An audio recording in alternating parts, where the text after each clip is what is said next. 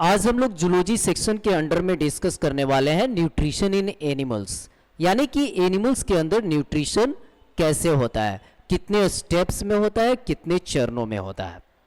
ठीक है, first of all nutrition in animals हमने इसे 5 स्टेप्स में डिवाइड कर दिया, यानी कि 5 चरणों में बांट दिया। फर्स्ट है ingestion, next digestion, absorption, assimilation and finally egestion या एक्सक्रिएशन।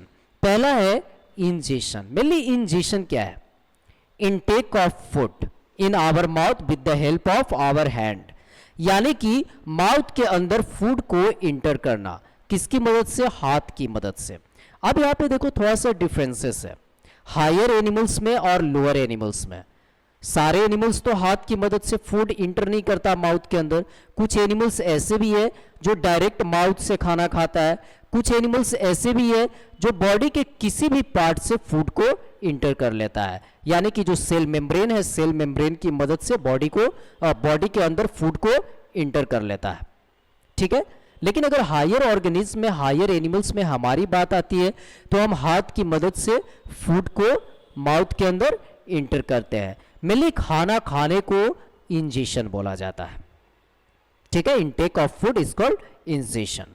ठीक है, अब देखो जब हमने फूड को इंटर किया तो अब उस फूड का डाइजेशन होगा, यानी कि डाइजेशन।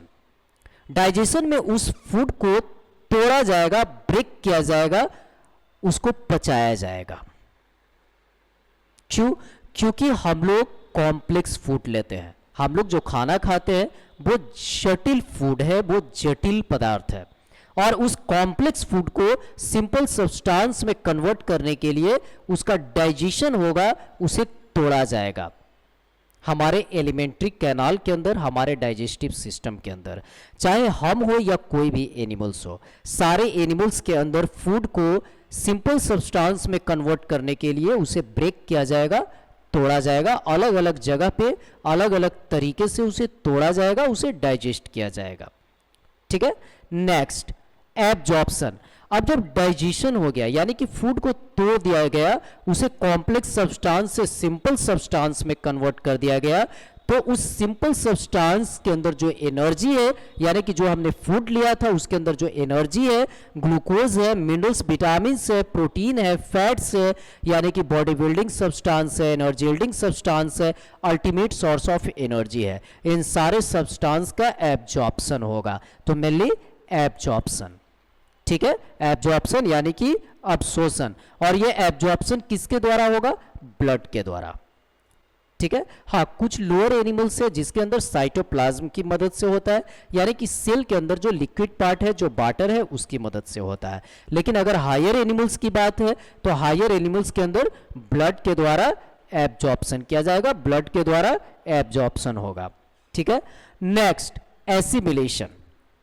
अब जब सारे सब्सटेंस का एब्जॉर्प्शन हो गया तो अब उसको सेल के अंदर जहां पे जिस सब्सटेंस का रिक्वायरमेंट है, जहां पे प्रोटीन का रिक्वायरमेंट है, प्रोटीन को हैंड ओवर कर दिया जाएगा, जहां पे मिनरल्स विटामिन्स की जरूरत है, मिनरल्स विटामिन्स पहुंचा दिया जाएगा, जहां पे ग्लूकोज की जरूरत है, ग्लूकोज पहुंचा दिया जाएगा।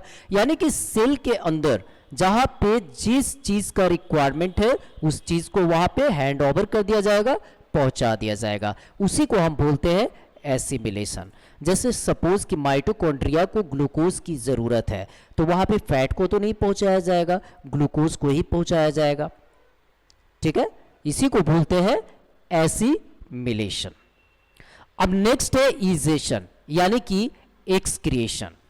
अब जब हमारे बॉडी के अंदर फूड को हमने इंटर किया था तो फूड का डाइजेशन हुआ, तो हम लोग ऑलरेडी जानते हैं कि दुनिया के किसी भी सब्सटेंस को अगर हम किसी और फॉर्म में कन्वर्ट करेंगे, किसी और रूप में बदलेंगे, तो उससे एक्सक्रीटिव प्रोडक्ट का फॉर्मेशन होगा, यानी कि बेकार चीजों का भी फॉर्मेशन होगा।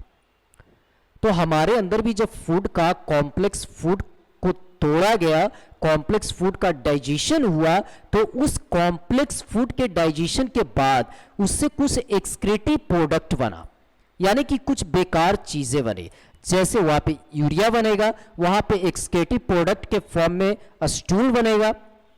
ठीक है, तो इन सारी चीजों को, इन सारे एक्सक्रीटिव प्रोडक्ट को बॉडी से बाहर एक्सक्रीट किया जाएगा, निकाला जाएगा। उसी को बोलते हैं इजेशन या excretion.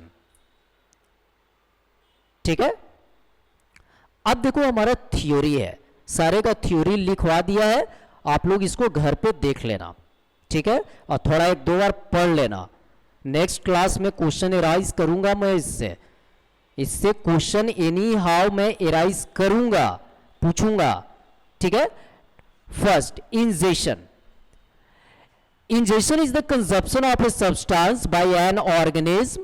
In animals, it normally is accomplished by taking in the substance through the mouth into the gastrointestinal tract, such as through eating or drinking. In single-celled organism, ingestion can take place through taking the substance through the cell membrane. Single-celled organism किस type से ingestion करता है? Cell membrane की मदद से। किसकी मदद से करता है? सेल मेम्ब्रेन की मदद से। ठीक है, next digestion. Digestion is the process your body goes through to break the food you eat into substances that it can absorb and use. Chewing is an important first step in digestion because your teeth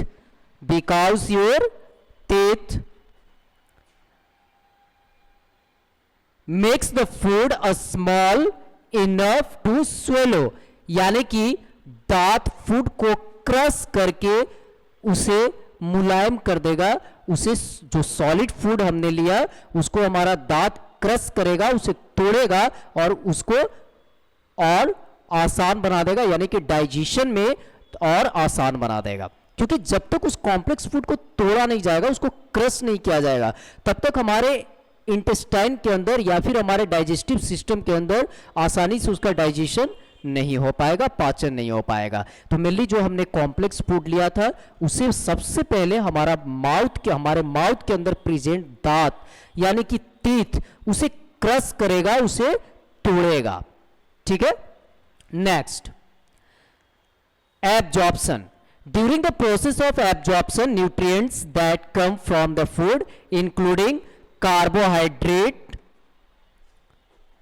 proteins, fats, vitamins, and minerals, pass through channels in the intestinal wall and into the blood stream. The blood works to distribute through nutrients to the rest of the body. अब देखो, absorption में पहले ही बताया कि जो भी complex food का digestion हुआ और उसके अंदर जो न्यूट्रिएंट्स है, मिनरल्स, विटामिन्स है, फैट्स है, ग्लूकोज है, उन सब का एब्जॉर्प्शन होगा और ब्लड के द्वारा एब्जॉर्प्शन किया जाएगा और बॉडी के अंदर जहां पे जिसकी रिक्वायरमेंट है, जिसकी जरूरत है, वहां पे हैंड ओवर कर दिया जाएगा, पहुंचा दिया जाएगा। इसी को हम लोग बोलते हैं एब्जॉर्प्शन।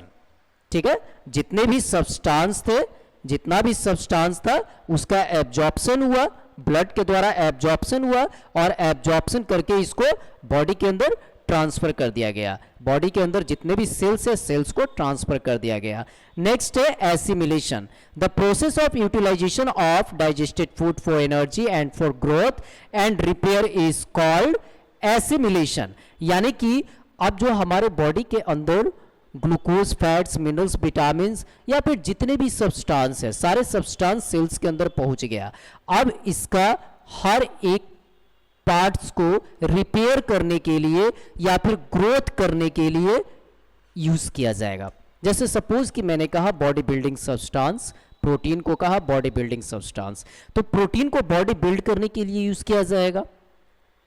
ठीक है, सपोज कि ग्लूकोज है तो ग्लूकोज को एनर्जी के लिए यूज किया जाएगा।